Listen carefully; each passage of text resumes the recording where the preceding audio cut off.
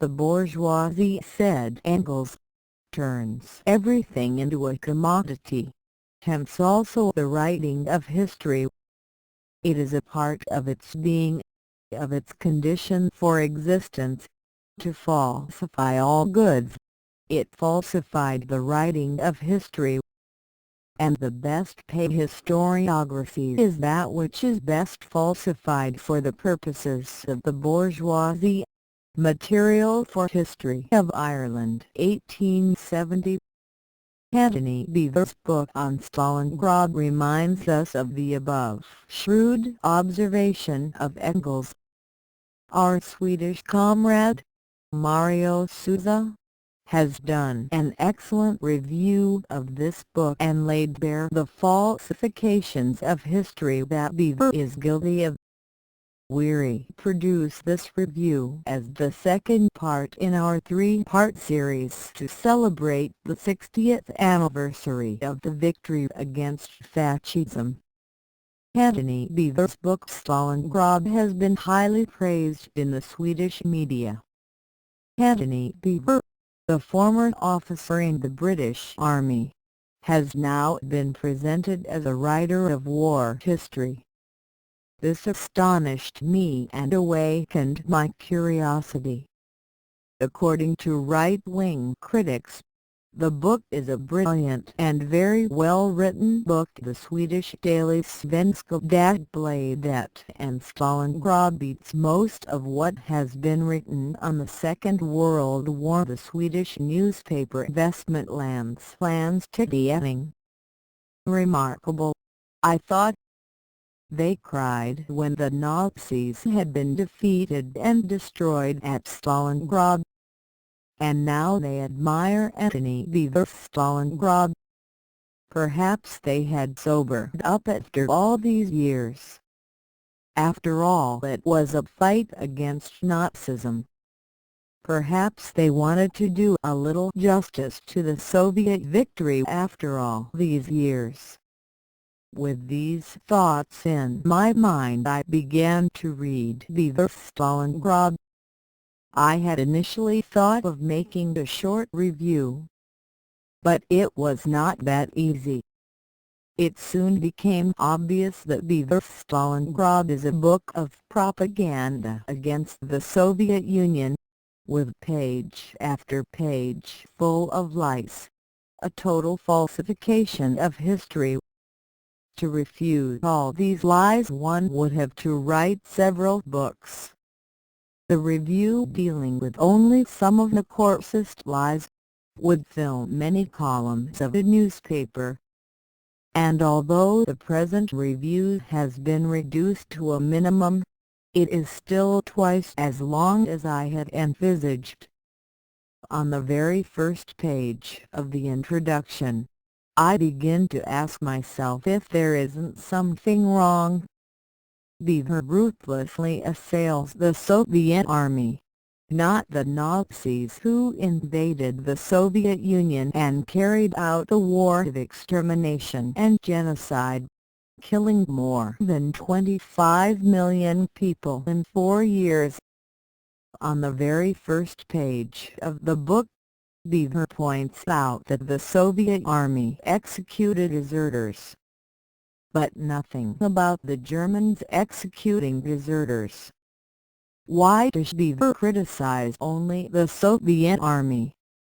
It is well known that the German military police executed several thousand German deserters, without a trial. It's equally well known that when the 6th German Army was encircled at Stalingrad, the German military police executed several thousand German soldiers who tried to steal something to eat from packages of food thrown down from German military aircraft. Theodore Plivier, T.P. Stalingrad. Time Life Books. New York, 1966. Page 271. These packages of food were primarily intended for the officers and the military police. Why doesn't Beevor speak about that? But first of all, Why doesn't Beevor speak about the millions of Soviet people who were executed by the Nazi army? And about all the communists and Jews, about whole families, in the conquered villages and cities who were separated from other people and then executed by the German army? Why doesn't Beevor speak about the millions of people who were driven out of their houses with only the clothes they were wearing, freezing to death at -20 degrees? Why doesn't he write about the millions of Soviet citizens who were made prisoners by the German army and sent to Germany to be sold as slaves? Why doesn't Beevor write about the hundreds of thousands of Soviet girls sold as sex slaves in Germany? Why doesn't Beevor write about the slave markets all over Nazi Germany where these persons were sold? This is the real face of the German army and the German invasion. But Beevor does not have anything to say about all this. He wants to hide the Nazi crimes. Moreover, Beevor writes that there were 50,000 Soviet citizens in German uniform. Antony Beevor, A.B. Stalingrad, Penguin Books, 1999 p.xi. All through the book, he mentions these hitwise as he calls them. He tries to make us believe that the Soviet population welcomed the Nazis. Beevor writes that in Stalingrad there were 50,000 Russians in the front divisions and 70,000 in the other divisions. A.B. p. 184. The Russians would thus have constituted almost half of the German army at Stalingrad. A completely idiotic and untruthful statement, which does not find any support in any book of war history, including German books. Beevor wants to make people believe that a massive Soviet desertion had taken place to the Nazi lines. That is not true. It is true that, during the war, there had been Soviet citizens on the Nazi side, even at Stalingrad. But Beevor does not say from where these Russians in German uniform came. There were people who, for various reasons, volunteered on the Nazi side during the war. But those were few. Most Soviet citizens in German uniform were people who were forced to work for the Germans as slaves. They had been made prisoners in the conquered villages and cities and forced to carry equipment for the Germans and to carry out all the heavy and dirty work. They were badly maltreated and suffered from starvation. Many of them died, and were replaced by new slaves. Together with Jews and other people from extermination camps in Poland, some of these prisoners were used to clear the minefields, facing the certain death. These mine-clearing teams were completed every day with more Jews and Soviet citizens in German uniform. Some of the Soviet women prisoners had to work in the kitchen and clean the lodgings of the German soldiers in the daytime. In the night, they were used as sex slaves. When the 6th German Army was encircled at Stalingrad and the Germans fled inside the encircled area, these Soviet women were forced to go with them on the overcrowded trucks. Thousands of wounded German soldiers were left to die of hunger or cold. Pp. 192. Beevor Soviet citizens in German uniform were mainly prisoners and enslaved Soviet citizens. Beevor's insinuations about massive Soviet desertions is only a way of luring the reader into his tale. It might be added that a part of the Soviet citizens in German uniform had actually been taken to Russia from France by the Germans. During the 1930s, the French general Pétion, the general who surrendered to the Germans, had set up the Legion of right-wing Russians as a part of the French army. They were supposed to take part in the war in the West that France and Britain were preparing against the Soviet Union. These troops were taken over by the Nazis after the French capitulation. In the German army there were also troops of Ukrainian Nazis. Beevor calls them Ukrainian nationalists AB. p. 23.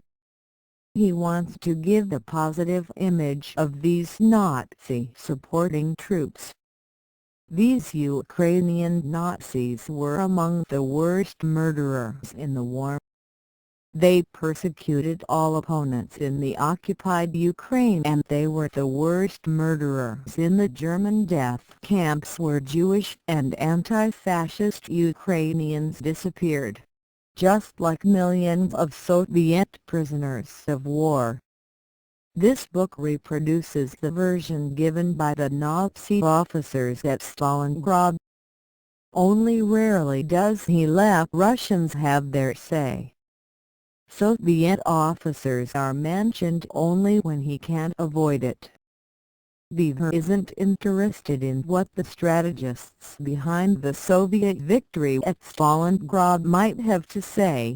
For example, General Zhukov or Generals Falsify or Tyachkov, or any of the other Soviet generals who destroyed the Nazi armies at Stalingrad. To Beevor, an officer and a gentleman in the British Army, the nobility of the German officers is more important. The fact that this vermin started a war in which 50 million people perished does not upset Beevor. However, it is the Soviet soldiers that we in the Western world should thank for our freedom. Soldiers from the Soviet Union, the country which in 10 years won the struggle against illiteracy and underdevelopment, built factories and steel works, produced the most sophisticated machines, the most advanced weapons, crushed Nazi Germany and saved the world from Nazism. Even with regard to war crimes and genocide, Beevor's history is the history of the Nazi generals. According to Beevor, Hitler was the only culprit and the German army command was against him. But this is not true. The origins of the German Army Command are the Free Brigades which quelled the workers' revolt in Germany after the First World War and contributed to putting Hitler into power in January 1933. It was with the support of the Army Command that Hitler was elected Reich President and Reich Chancellor by the German Parliament in 1934 and became Supreme Commander of the German Army with the title of Fvhr. The officers and the soldiers had to swear a personal oath of allegiance to Hitler. The Nazi dictatorship was accomplished with the support of the Army Command. Beevor affirms that a number of commanders refused to acknowledge or pass on AB.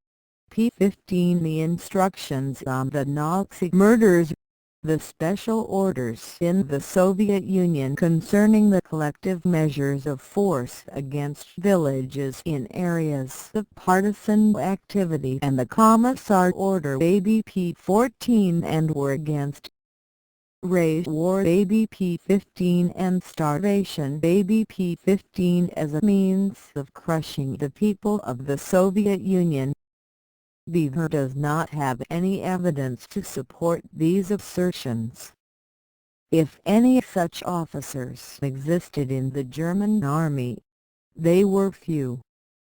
more than 25 million people killed in 4 years in the Soviet Union, shows that it was a matter of massive extermination of people in which the entire German army and its allies must have taken part.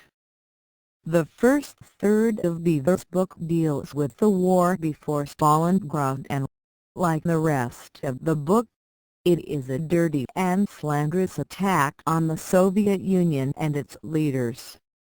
It is the story of the first months of the war, which was sent out to the world in 1941 by the Nazi propaganda, and which was later adopted by post-war capitalist propagandists.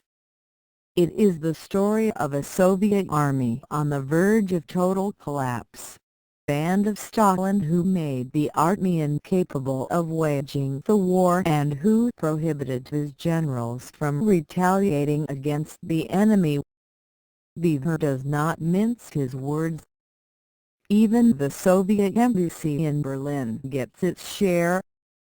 According to the Nazis, and now also according to Beevor, the Soviet ambassador was known as a hangman who measured barely 5 feet tall, with a small beaked nose and a few strands of black hair plastered across a bald pate.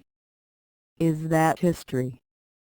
In the embassy, the ambassador had a torture and execution chamber constructed in the basement to deal with suspected traitors. ABP 7. This history was a part of the Nazi war propaganda. It is now bourgeois history. The attacks against Stalin are in a class of their own, through the whole book. Stalin's convolute mind. ABP 4. Stalin, the totalitarian dictator. ABP 6. Stalin's succession of obsessive miscalculations. ABP 9. Stalin, whose bullying nature contained a strong streak of cowardice. ABP 9. Stalin's inimitable mixture of paranoia, sadistic megalomania and vindictiveness, or old slides. ABP 23. Stalin even disowned his own son. ABP 26. Stalin's lack of concern for the starving population was as callous as that of Hitler. ABP 37. It is not difficult to understand why Beevor is loved by capitalist newspapers and reactionary people. Beevor writes that Stalin, Beria and Molotov thought of giving up the Ukraine, Russia and the Baltic states to the Nazis in the hope of peace. But the Bulgarian ambassador declared that even if you retreat to the Urals, you'll still win in the end. ABP 9. According to Beevor, the question was then settled and the Soviet Union decided to go to fight against Nazi Germany. You must be very stupid to believe that a normal individual would swallow this kind of story. That the leaders of a big and powerful country would let such an important decision concerning the future of their country depend on a few words uttered by the ambassador of a militarily insignificant country and moreover, a vassal state of Hitler. Contrary to Beevor's assertions, the Soviet leadership firmly decided to defend each inch of Soviet territory. The large steel works which had been built in the 1930s beyond the mountains of the Ural, at a safe distance from any invasion from the west, are evidence enough. There it would be possible to keep up the production of weapons and other military equipment even during a long war. All Soviet large-scale industries were moved there when the invasion was a fact. The first chapter of the book ends with Molotov's radio message to the Soviet people. This too leaves Beevor dissatisfied. According to him, Molotov's choice of words was uninspired and his delivery awkward. However, Beevor is obliged to admit that this announcement created a powerful reaction throughout the Soviet Union. Reservists did not wait for mobilization orders. They reported at once ABP-10. How strange! Were there no massive desertions to the Germans?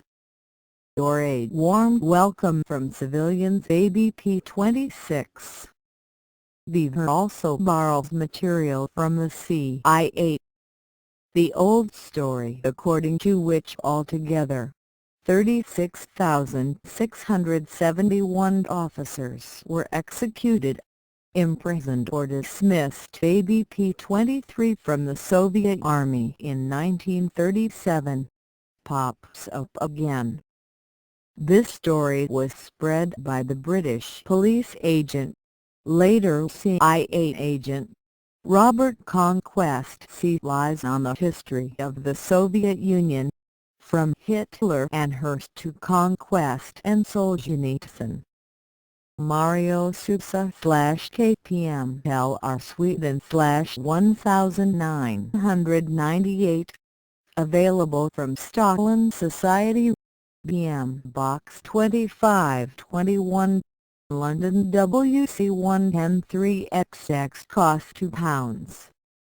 According to Beevor, Soviet casualties at the beginning of the war were due to scarcity of officers.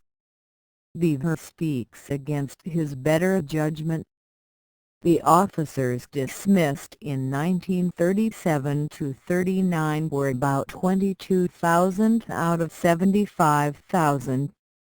Their dismissal was decided at general meetings in the army units.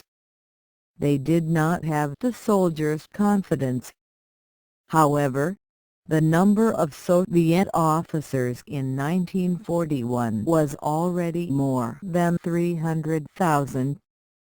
See Roger R. Resar, The Red Army and the Great Purges, Stalinist Terror, New Perspectives, Cambridge University Press 1993, p. 198. The Soviet Union had made tremendous preparations for the defense against Nazi Germany. The number of expelled officers could only have had a slight effect on the course of the war during the first months. The reason for the withdrawal of Soviet forces during the first months of the war is to be found in the dimension of the armies. Beevor writes that the Nazi invasion forces were some 3,050,000 German troops, with other pro-Axis armies bringing the total to 4 million men. ABP 12. But the invasion army against the Soviet Union was indeed of more than 5 million men, the greatest invasion army in the history of mankind. The Soviet Union had 2.9 million men at its western borders. The Soviet Union had not been able to build a larger army than that during the 10 years of preparation. Moreover, the Nazis had been able to concentrate their attacks on certain places where their numerical superiority was more than 5-1. In these places, the Nazis had engaged large armor units which were very difficult to stop. That is what mainly explains the German victories during the first months of the war. But these victories were hard-earned. It was no bed of roses, like Beevor describes it, with sunburned German boys going on a holiday trip through the Soviet Union enjoying the warm welcome from civilians. It is interesting to compare Beevor's lies with information from the chief of the German General Staff, General Franz Halder. Halder was Hitler's chief of staff from August 1938 to September 24, 1942. Halder led all Nazi wars, on all fronts, during all these years. He wrote a personal and secret diary during this period. This diary contains his own notes on the war, written in Gabelsberg shorthand, an old shorthand language that few people could read. The Halder War Diary was not intended to be made public, but it was published after the war under the title The Halder War Diary, 1939 to 1942. A very interesting book, containing many truths that Halder and the Nazi potentates did not want to reveal. Beevor speaks of hysterics, general panic and the chaos on the Soviet side ABP 73. But already on the first day of the invasion, June 22, 1941, Halder writes in the evening that there are no indications of an attempted operational disengagement.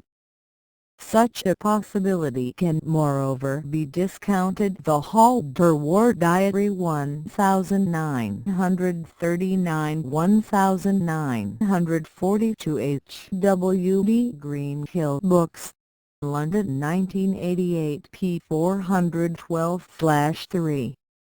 The Soviet soldiers did not intend to flee. They fought back. 2 days later, June 24, Halder writes, "The stubborn resistance of individual Russian units is remarkable. It is now clear that the Russians are not thinking of withdrawal, but are throwing in everything they have to stem the German invasion." HWD p. 419. 1 week after the beginning of the invasion, June 29, Halder writes, "Reports from all fronts confirm previous indications that the Russians are fighting to the last man." HWD p. 433. General Halder, like all the command and Hitler, thought that the German invasion was going to force the Soviet soldiers to run away and that they would destroy the Soviet army. That is what had happened with France, which was a great military power. But the war against the Soviet Union became more and more bitter. The Nazis inflicted heavy losses on the Soviet army and forced it to retreat. But the Nazi forces also suffered heavy losses. According to Halder, after 10 days, on July 3, the Germans had total losses about 54,000 and a large number of medical casualties, almost 54,000. HWD p. 453/4. July 4. Halder footnotes high losses on the attacking tanks. Losses going up to 50% in certain armor units. HWD p. 449. The real war was completely different from the one in Beevor's book. One of Beevor's theses in his book is that there was a contradiction concerning the strategy between Hitler and the German generals. To Beevor, the command of the German army, with all its legendary ABP 66 and brilliant ABP 16 generals coming from the best military families, ABP 15 of Germany, was very capable, and would have won the war if the irresponsible and ignoramus Hitler had not imposed his ideas on the conduct of the war. But there is nothing to support this thesis in the Halder War Diary.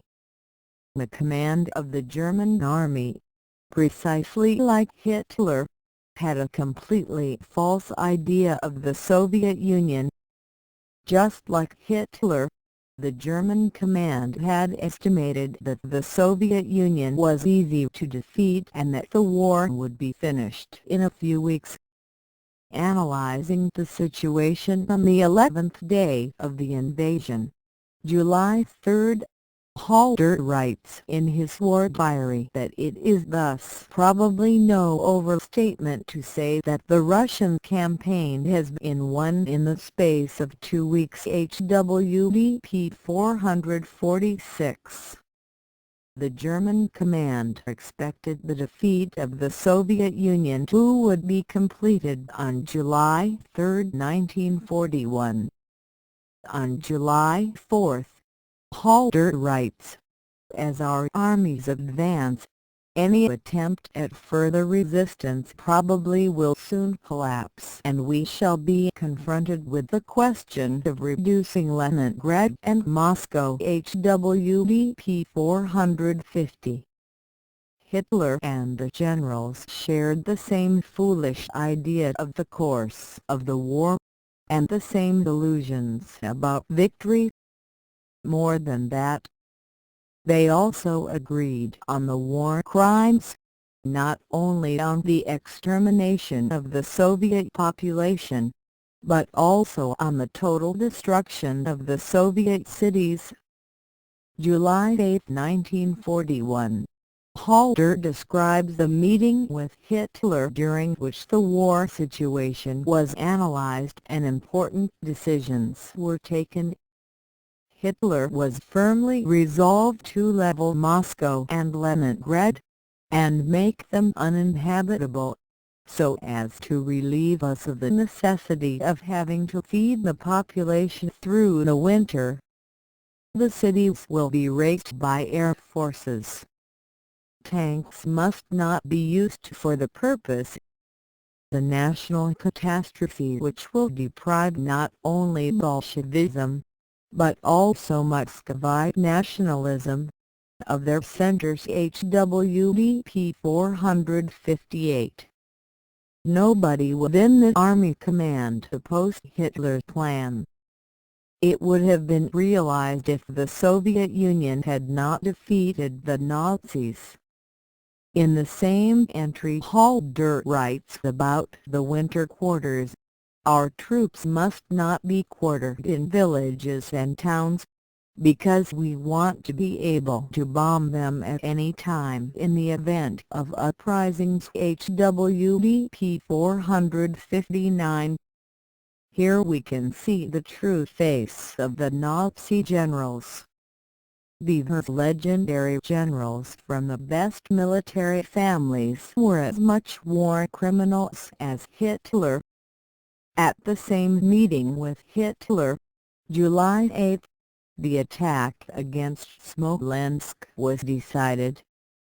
This city, located on the main road to Moscow, would have to be taken together with Yelnya and Roslavel before the attack against Moscow.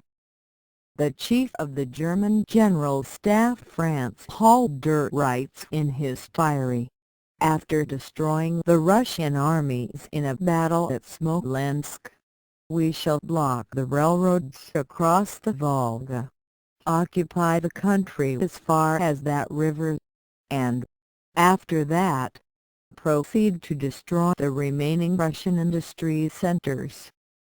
By armored expeditions and their operations. HWDP 459. We must remember that the Nazi troops were then 100 kilometers from Smolensk, and from this city it is another 500 kilometers to Moscow and as many kilometers to the Volga. Everything was going to be so easy. But it didn't turn out that way. The Battle of Smolensk was, according to Beevor, a game for the Nazis and a disaster for the Soviet Union, in which several Soviet armies were trapped and where many more Soviet divisions were then sacrificed. ABP 28/9. so then the road to Moscow should be open. But why did not the offensive against Moscow continue? Beevor explains why. Hitler ordered to halt at the end of July. His instinct to avoid the road to Moscow was partly a superstitious avoidance of Napoleon's footsteps ABP 32. So Hitler became superstitious and ordered the army to halt. Should this be called history? Contrary to what Beevor affirms, the Battle of Smolensk was very costly for the Nazis. The defenders of Smolensk fought stubbornly, with no thought of surrendering, and the Soviet army made strong counter-attacks. It was a fight for each suburb, each house and each street. The Nazis were compelled to halt for new supplies of men and equipment. General Halder writes in his war diary, July 11, that the Soviet armored troops at the Battle of Smolensk, in every instance, large bodies, if not all, managed to escape encirclement HWDP 465. As early as July 13, Halder and the command of the army suggested to Hitler that we shall temporarily halt the dash toward Moscow HWDP 470. It was simply impossible to advance. On July 15 Halder reports that the Russian troops now, as ever, are fighting with a savage determination HWDP 474. During the following week, the Soviet army succeeds in penetrating the German lines in several places. On July 26 Halder writes, overall picture, enemy defense is becoming more aggressive, more tanks, more planes. In addition to 10 new divisions previously listed, 15 more new divisions have been reported HWDP 485. On the same day, a great part of encircled Soviet troops managed to break out, and with the main Soviet forces, they set up a new line of defense in front of Moscow. The Nazi troops going for Moscow were considerably exhausted and weakened. The Nazi losses became too heavy and the Nazi army did not succeed in supplying new men and equipment. On July 30 Hitler decided to grant the request made by the General Command on July 13, and ordered to stand on the defensive. Halder commented on this decision in his war diary in these terms. Higher command of the army is signed new directive, which adopts our proposals. This decision frees every thinking soldier of the horrible vision obsessing us these last few days, since the Führer's obstinacy made the final bogging down of the Eastern campaign appear imminent. At long last we get a break. HWDP 490. The General Command had finally got its pause. Hitler had not decided to stop the offensive because he was superstitious and in contradiction with the General Command. He had decided to stop the offensive because the General Command had required it and the situation within the army demanded it. Beevor's lie concerning the superstitious Hitler is obvious. At Smolensk the Nazis had to halt for the first time during the Second World War, so that was the end of the Nazi blitzkrieg. On August 11, Halder writes, The whole situation makes it increasingly plain that we have underestimated the Russian colossus HWDP 506. The Nazis needed time to get new troops and materiel to the front. Only in October could the Nazis resume their offensive towards Moscow with new weapons and new divisions. Beevor explains Hitler's new offensive, saying that Hitler changed his mind again. ABP 33. According to Beevor, Hitler was no longer superstitious for the Soviet Union. The Battle of Smolensk was a strategic success. The defense of Moscow could be secured. Beevor twists the truth and denies historical facts on every page of the book. Let's take one small detail concerning the town of Tula. The road from the south to Moscow passes through Tula. Beevor writes, on the southern flank, Guderian's panzers swung up past Tula to threaten the Soviet capital from below. ABP 36. This gives us the impression that Tula had already been conquered. But the truth is that Guderian's tanks never took Tula. The defenders of this city fought without a thought of giving up. After very hard fighting, the Nazi General Guderian, chief of the 2nd Motorized German Army, was forced to give up the conquest of Tula. In his memoirs, Guderian writes that the rapid advance on Tula which we had planned had therefore to be abandoned for the moment. General Heinz Guderian, Panzerleader GHG, The Capo Press 1996 p. 233. Numerous Russian T-34s went into action and inflicted heavy losses on the German tanks. GHG p. 237.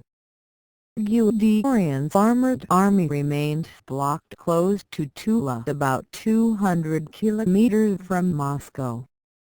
1 month later, the Soviet counteroffensive pushed back Guderian's tanks another 130 kilometers.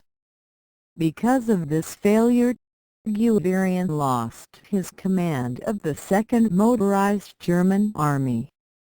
Beevor's description of the battles coincide with that of the Nazi generals. According to Beevor, it was, however, the weather which rapidly became the Wehrmacht's worst hindrance. But Beevor's good Germans struggled on as best they could. ABP 36. Although the tank engines were frozen solid. ABP 40. What about Soviet tanks then? And bad visibility hampered the flying artillery of the Luftwaffe. ABP 39.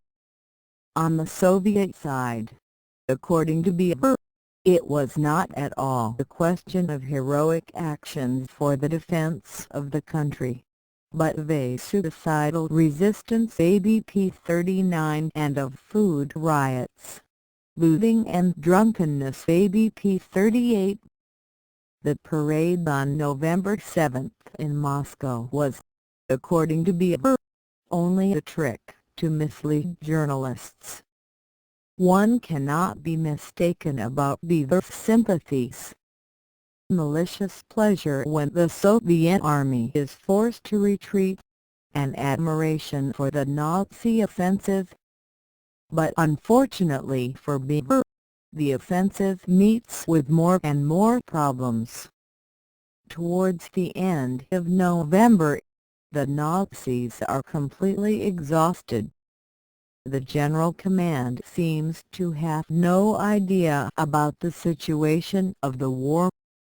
November 23, Halder writes in his war diary, the military situation, East, Russia's military authority no longer a threat. HWDP 563. However, 13 days later, on December 6, the Soviet army undertakes the counter-offensive which will push the Nazis back to 250 kilometers from Moscow. After the Nazis had been defeated outside Moscow, Beevor must find an excuse. It was among other things Hitler's almost superstitious refusal to order winter clothes ABP 44. Again this superstitious Hitler. But despite the fact that the Nazis were forced to retreat 250 kilometers, Beevor writes that Stalin's general offensive deteriorated into a series of flailing brawls ABP 43. The reader probably wonders if the Battle of Moscow really ended with Soviet victory. As a matter of fact it did. The Soviets won the battle, and the Nazis never got close to Moscow again. The Nazis could never reconquer the territories around Moscow. Let us take another example of Beevor's many lies, the one concerning the motorized division Grossdeutschland. Beevor wants to make us believe that before the final offensive against Stalingrad, Hitler had sent Grossdeutschland and the SS division Leibstandarte Adolf Hitler to France. Beevor writes that the Grossdeutschland and the SS Leibstandarte Panzergrenadier divisions were to be sent back to France ABP 81. Beevor adds that the chief of the German General Staff, General Franz Halder, had commented on this question in his war diary on July 23, 1942. This chronic tendency to underrate enemy capabilities is gradually assuming grotesque proportions and develops into a positive danger. HWDP 646. Is this true? When one reads the Halder War Diary, one notices that the entry in question is not about Grossdeutschland or the SS division and Adolf Hitler, but about Hitler's disposition of troops around Rostov. On the same page in the War Diary, Halder writes on July 24, east of Rostov, new success of Grossdeutschland HWDP 646. There was no question of sending Grossdeutschland to France. In the Halder War Diary, one can follow the traces of Grossdeutschland from July 5, 1942. In July, the Grossdeutschland was south of Stalingrad.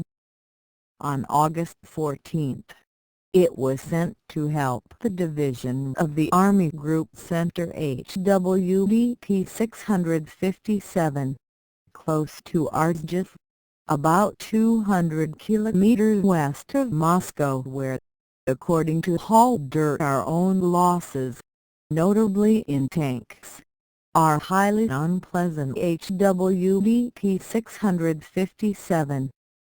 Grossdeutschland was lucky. If it had not been sent to Arzhev, it would have been destroyed at Stalingrad, which was the fate of the Nazi 4th Armored Army to which Grossdeutschland belonged. Another of Beevor's casual lies relates to the Katyn Forest massacre, near Smolensk. In his smear campaign against the Soviet Union, Beevor must of course devote a chapter to the NKVD, charging this organization with the most horrendous crimes. Beevor writes that another department of the NKVD, set up by Beria in the autumn of 1939, dealt with enemy prisoners of war. Its first major task had been the liquidation of over 4,000 Polish officers in the forest at Katyn BP 86. Such a serious assertion calls for an explanation, but Beevor is not capable of that. He takes his information directly from Hitler. The existence of mass graves of a large number of Polish officers was made public by Hitler's and Goebbels' propaganda department on April 13, 1943. The Nazis accused the Soviet government of having organized the massacre of 15,000 Polish officers. The Katyn area was then under German occupation since 1941. During these 2 years of occupation, the Nazis never mentioned any massacres near Katyn. And during those 2 years, the Nazis had killed millions of people in concentration camps and in the occupied countries, among them in the Soviet Union. Why make public the Soviet massacres of 15,000 people in April 1943? It should be noticed that the announcement of the massacre was made on April 13, only 1 month after the great Nazi defeat at Stalingrad on February 2, 1943. The Nazis needed a piece of propaganda. The British Minister for Foreign Affairs Eden expressed in Parliament on May 4, 1943 that the Nazi murderers of hundreds of thousands of Poles and Russians used the history of the massacres to destroy the unity of the Allies. That pronouncement put an end to the Nazi story of the Katyn Forest massacre. But during the Cold War against the Soviet Union, new accusations appeared about a Soviet massacre in the Katyn Forest. This time it was not the Gestapo, but the United States and Great Britain. The accusations were renewed later by the counter-revolution in the Soviet Union through Gorbachev and Yeltsin. A commission of inquiry was created to examine the question once more and to find who had carried out the massacre of the Katyn Forest. The Soviet-Polish Commission of Inquiry and later the Russian-Polish Commission could not find any evidence of Soviet involvement, although they wanted badly to do so.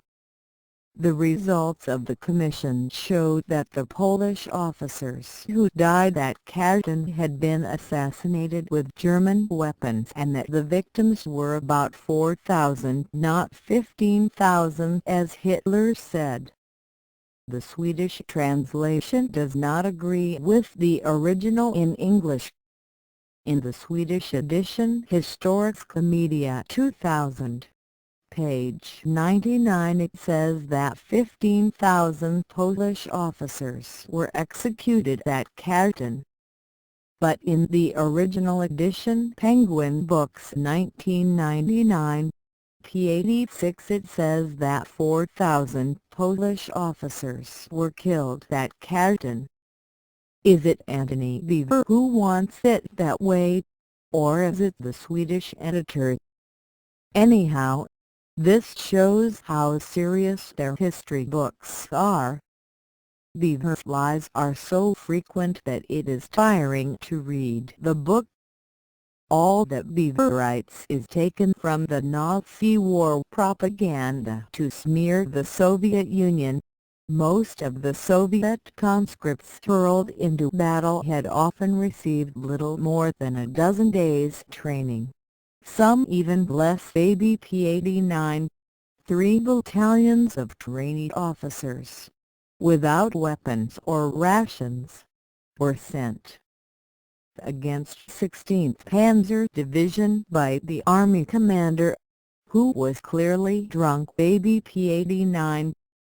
Beevor's book is sometimes like a joke about smart Germans who eliminate Russian idiots and clear the woods as at a rather large deer shoot ABP 96. The Luftwaffe pilots dispatched their enemy anti-elegance ABP 110 and the suntan young fighter pilots seems to have offered the magical vision of an aerial Teutonic knight in shining armor ABP 115. And naturally the Soviet fighter pilots still suffered from an instinctive fear of the enemy ABP 138. In the chapters on Stalingrad, Beevor goes on with his propaganda story. The Russian attacks were, according to him, appallingly wasteful and incompetent ABP 124 and the real obstacles to the attackers, as they soon found, lay in the ruined cityscape ABP 129, not in the Soviet defenders. For the remainder, there are the typical expressions like the star German commander ABP 124, and the Soviet sinister-looking army commissar ABP 128, as well as Soviet officers who fled and soldiers faced the military tribunal and were probably shot ABP 128. How can one be probably shot?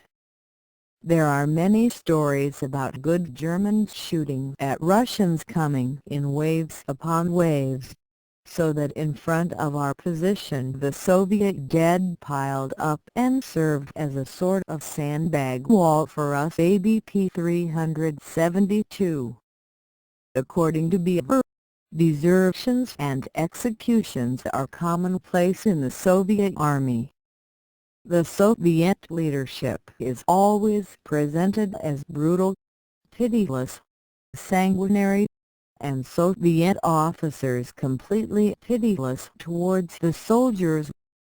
Then how could they wage this war against the Nazis year after year and even win it?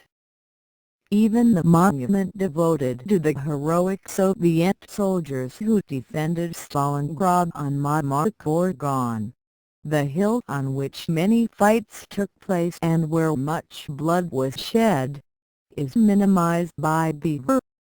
The mobilization of women to the factories is turned into a crime. Beevor wants to wipe out any trace of the Soviet victory. Whenever there is a problem on the Soviet side, Beevor does everything he can to make us believe that the Soviet government and officers were incompetent leaders.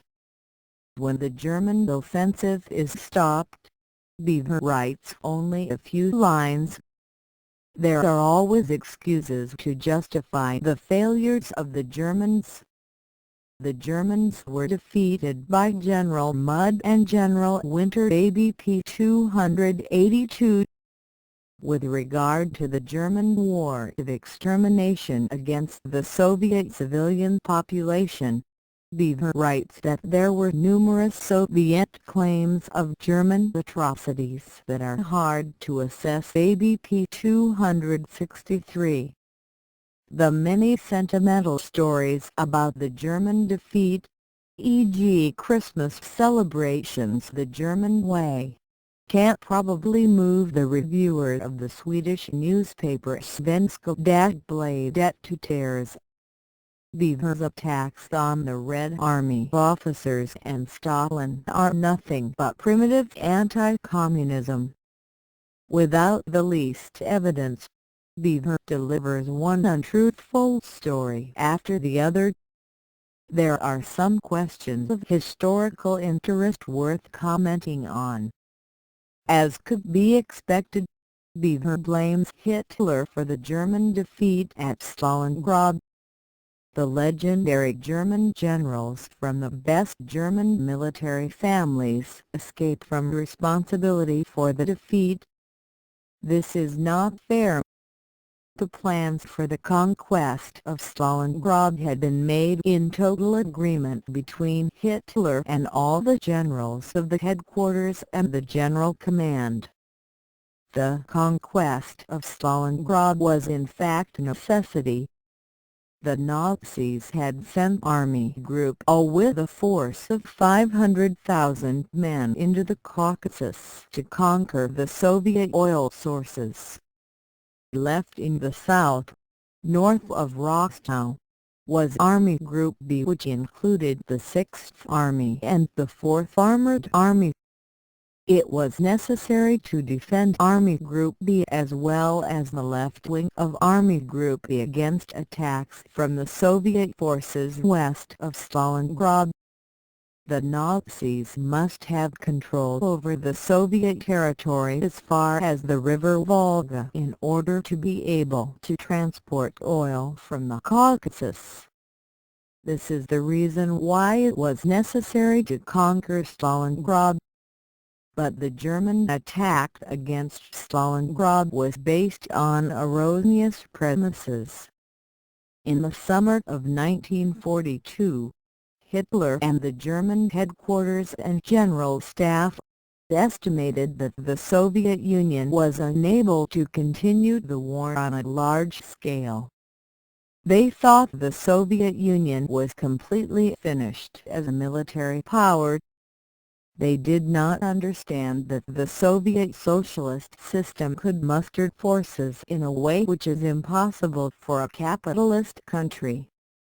They reckoned in a capitalist manner that a certain number of inhabitants only can support a certain number of soldiers, considering the cost of training and weapons. They did not understand that socialism liberates man and makes it possible to create much greater forces than capitalism. Hitler and the generals thought that Stalingrad was going to be an easy battle.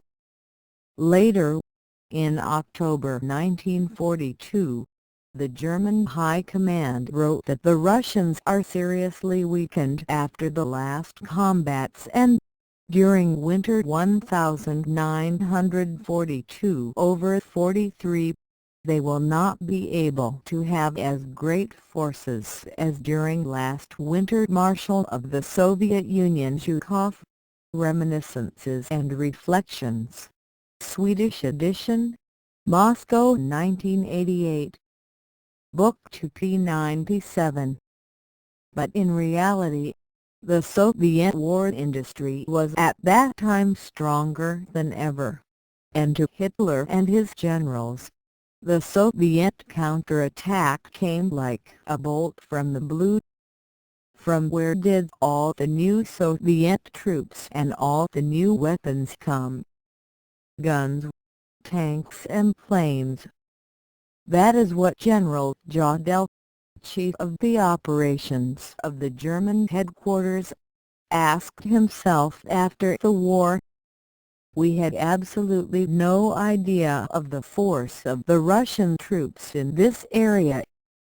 There was nothing over there at the beginning, but all of a sudden they made an attack with a great force which had a decisive importance. Zhukov, Hibbard p. 97.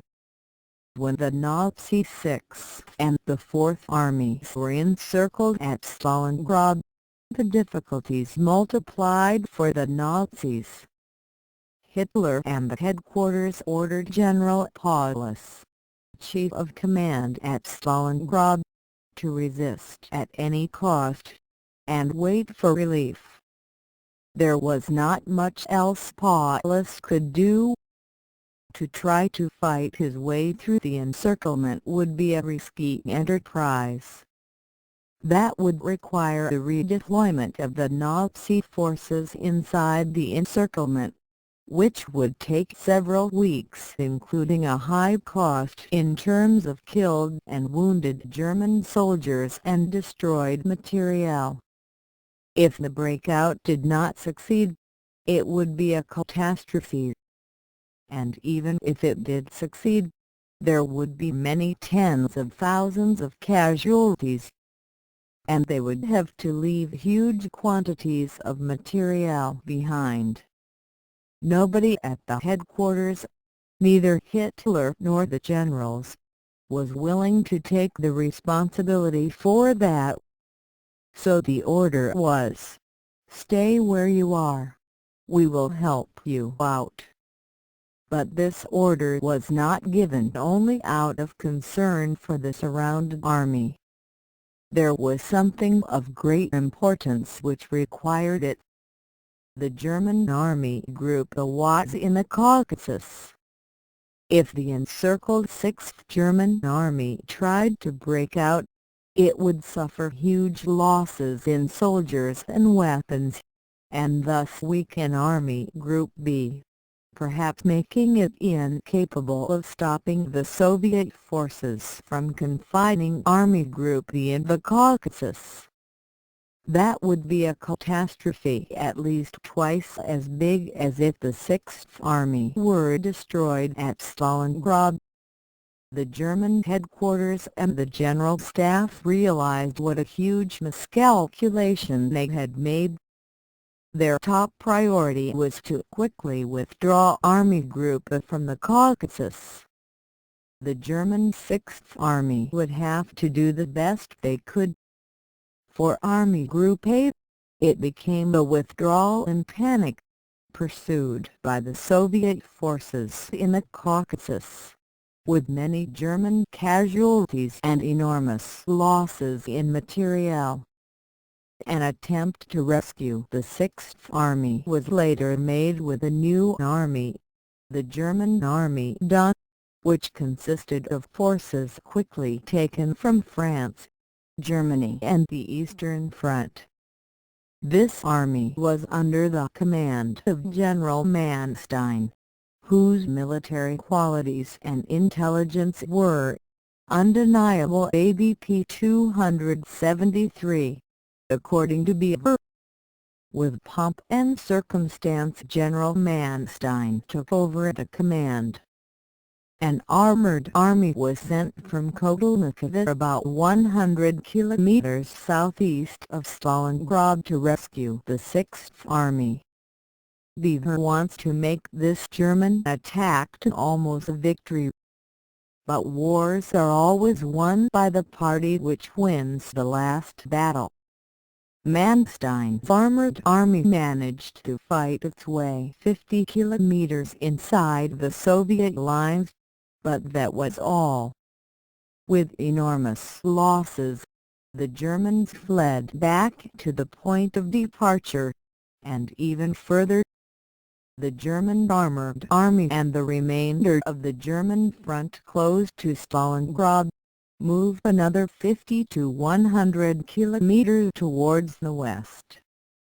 The Caucasus was liberated and the German front was pushed back 200 to 300 kilometers from Stalingrad. In terms of killed, wounded and disappeared soldiers, Nazi Germany had until September 1942 lost more than 1.6 million soldiers. HWDP 669. 2 months later, in November 1942, the Nazis had already lost more than 2 million soldiers. Only between June and November 1942, in the fight for Stalingrad, the Nazis lost 700,000 soldiers, 1,000 tanks, 2,000 guns and 1,400 airplanes. Zhukov, Hibbard P. 97.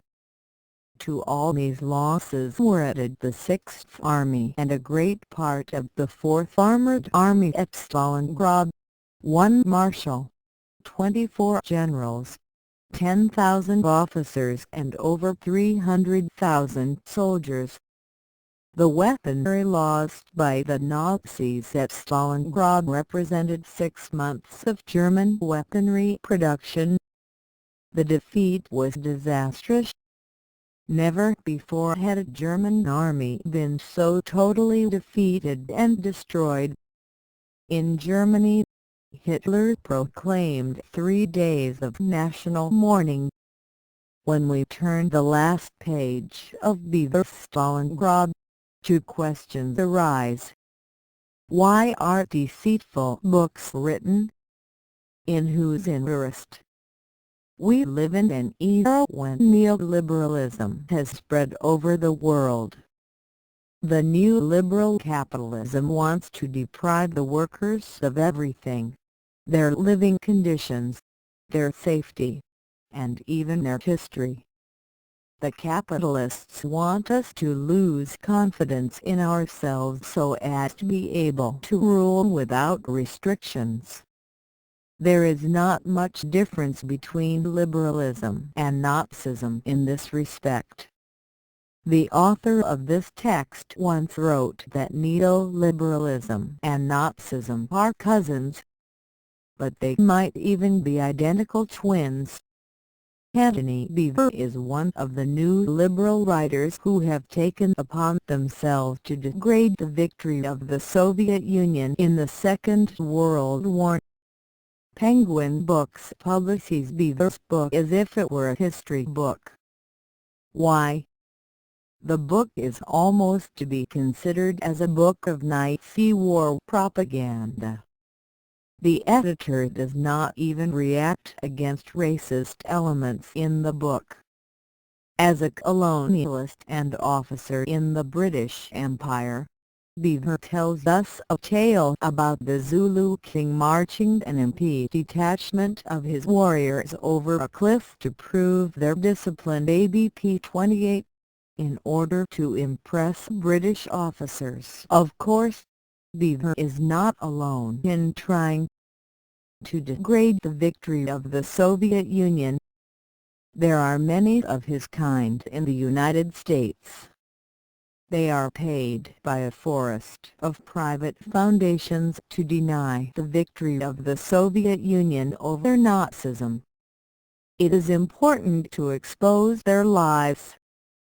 Beevor's book on Berlin is even worse. What interest does Penguin Books have in publishing such rubbish?